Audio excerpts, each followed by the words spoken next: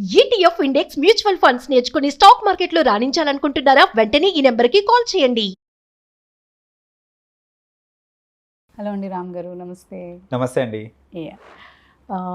So మేజర్గా చాలాసార్లు ఒక టాపిక్ వచ్చినప్పుడు ఏంటంటే చాలా పెద్దగా రియాక్ట్ అవుతూ ఉంటాం మనం. అదేంటి అంటే after 50s are like 55-60s around ఉన్నా కానీ కొన్నిసార్లు ఏంటి అంటే లైక్ పార్ట్నర్ ఉన్నా లేకపోయినా కానీ ఆ person if is seeking for another like partner అని కానీ లైక్ మేల్ కానీ ఫీమేల్ కావచ్చు, ఆ ఏజ్కి వచ్చినాక ఒక తోడు కోసం చూస్తున్నా కానీ లేదంటే లైక్ ఏదైనా ఫిజికల్ ఇంటిమసీ కోసం చూస్తున్నా కానీ society how they portrait is like అంటే ఎవరైనా కానీ అదొక పెద్ద తప్పులాగా దాన్ని చూస్తూ ఉంటాం మనం.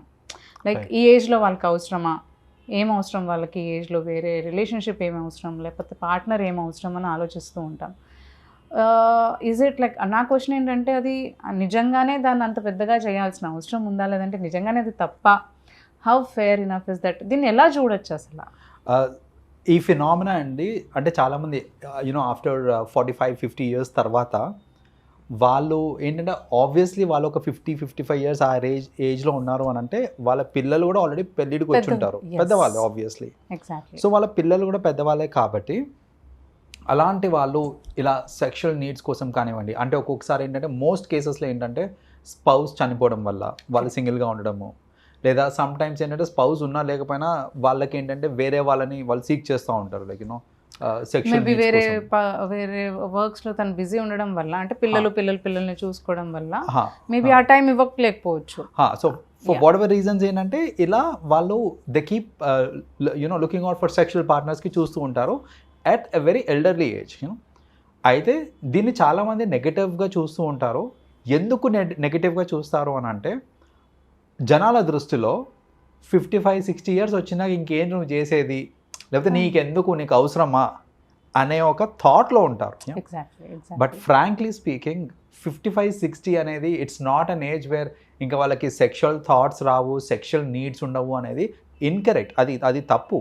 జనరల్గా ఏంటంటే సెక్షువల్ నీడ్స్, సెక్షువల్ థాట్స్, ఈ సెక్షువల్ ఫీలింగ్స్ ఇవన్నీ ఏవైతే ఉన్నాయో it will continue for ever. It's like almost until you are about 75-80 years వచ్చినా కూడా people will still have it. కొంచెం తగ్గుతుందేమో కానీ అసలు రాకుండా ఉంటుంది అనేది కాదు.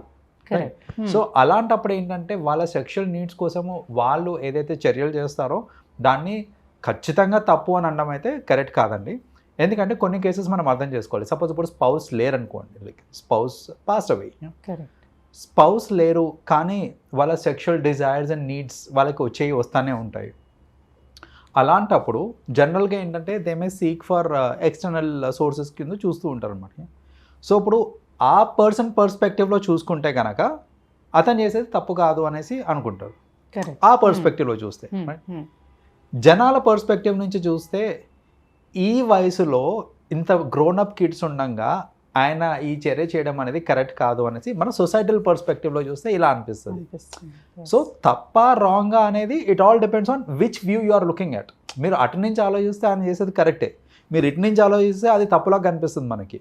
సో అందుకనే అది తప్ప రాంగ్గా పక్కన పెట్టేస్తే one thing that we have to understand ఏంటంటే ఒక్కవేళ ఆ ఏజ్లో if they are looking out for sexual partners దాన్ని మరీ పబ్లిక్గా ఫ్యామిలీ మెంబర్స్తోనే డిస్కస్ చేసి అలా చేసేయడము, లేకపోతే ఫ్యామిలీ మెంబర్స్కి తెలిసేలా చేయడం అనేది కరెక్ట్ కాదు.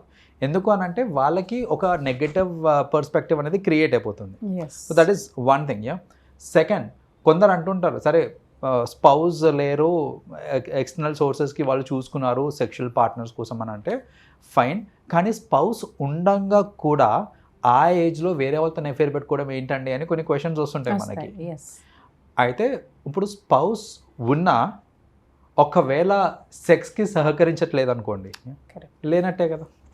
సో అందుకనే ఏంటంటే ఫర్ వేరియస్ రీజన్స్ కొన్నిసార్లు ఏమవుతుందనంటే పిల్లలు పెద్దగా అవుతున్న కొద్దీ one of the partners like beat male కానీ ఫీమేల్ కానివ్వండి, బికాస్ ఆఫ్ రెస్పాన్సిబిలిటీస్ కానివ్వండి, ఫర్ వాట్ ఎవర్ రీజన్స్ ఏమవుతుంది అని అంటే వాళ్ళ డే మొత్తము లేకపోతే వాళ్ళ స్కెడ్యూల్ మొత్తం ఎంత టైట్ అయిపోతుంది అని అంటే పిల్లలు, వాళ్ళ జాగ్రత్తలు, వాళ్ళకి కావాల్సిన నీడ్స్ ఇవే ఫుల్ఫిల్ చేయడానికి టైం అంతా సరిపోతుంది.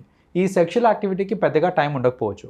సో అలాంటప్పుడు ఏమవుతుంది అని అంటే the other partner who is in need of it అది రానప్పుడు ఎక్స్టర్నల్ సోర్సెస్కి వాళ్ళు చూస్తుంటారు. కొన్నిసార్లు ఒక్కొక్క కిడ్తో ఒక్కొక్క పేరెంట్ ఉండిపోవాల్సి వస్తుంది సమ్ టైమ్స్ డిఫరెంట్ ప్లేసెస్లో.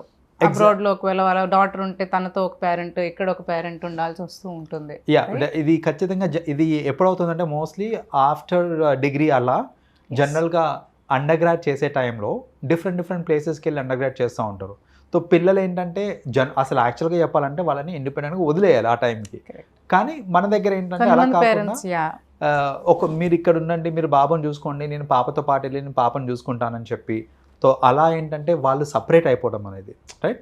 So they are in a relationship. కానీ ఏమవుతుందంటే ఇక్కడ డిఫరెంట్ లొకేషన్స్లో ఉండడం వల్ల ఆబ్వియస్లీ వాళ్ళకి ఏంటంటే ప్రాబ్లీ ఒక 5 monthsకి ఒకసారో 6 monthsకి ఒకసారో కలుసుకునే స్కోప్ ఉంటుంది. బట్ 5 monthsకి ఒకసారో 6 monthsకి ఒకసారో ఫీలింగ్స్ వస్తాయంటే కాదు, feelings are quite regular. So అలాంటప్పుడు ఏంటంటే they seek for external sources. So అలా వేరియస్ రీజన్స్ వల్ల ఎక్స్టర్నల్ సోర్సెస్కి వాళ్ళు సీక్ చేస్తూ ఉంటారు. మనం ఏంటంటే వాళ్ళ పర్స్పెక్టివ్లో చూసుకుంటే అది కరెక్టే అని వాళ్ళు అంటారు, వాళ్ళ జస్టిఫికేషన్ వాళ్ళు ఇచ్చుకుంటారు. బట్ సొసైటల్ పాయింట్ ఆఫ్ వ్యూలో మేబీ దాన్ని కొంచెం నెగిటివ్గా చూస్తారు. కాబట్టి ఇలాంటి విషయాలలో కొంచెం జాగ్రత్తగా ఉండడమే better. Thank you so much Ram గారు. Thank you. You welcome.